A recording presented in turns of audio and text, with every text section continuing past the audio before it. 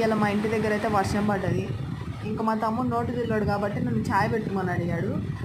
ఎందుకో మంచిగా పెడతావు కానీ మా తమ్ముడు అడగంగానే పుసుక్కుని పోయింది అది.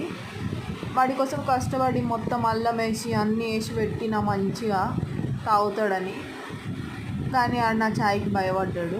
అబ్బా వాటర్ ఎందుకు ఇచ్చినవే ఛాయ్ ఇమ్మంటే అన్నాడు. సర్లే ఇంకొకసారి అట్లా అయితే ఇంకా అవన్నీ ఫీల్గా అవ్వద్దు. కానీ సరే, మీరు ఎంతమంది ఛాయ్ పత్తి తింటారు? నేనైతే ఫుల్ తింటుండే చిన్నప్పుడు. మా తమ్ముడు కూడా తింటుండే కానీ ఇప్పుడు చెప్పొద్దు అట్లా తింటున్నాడని, ఆడు సిగ్గుపోతుంది. అందుకే నేను ఒక్కదాన్నే తింటున్నా అని చెప్తున్నా.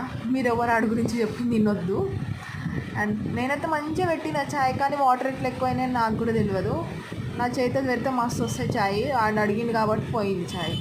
ఇప్పుడు మా ఇద్దరికి బిస్కెట్లు కడలు వెళ్ళి ఎవరు సాల్వ్ చేస్తారో చూద్దాం. సాల్వ్ చేయకుండా ఇద్దరం షేర్ చేసుకొని తినేస్తాం.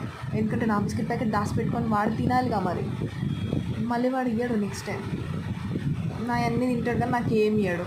అందుకే ఇట్లాంటి టైంలోనే మనం ప్లాన్ బయట పెట్టాల్సి వస్తుంది.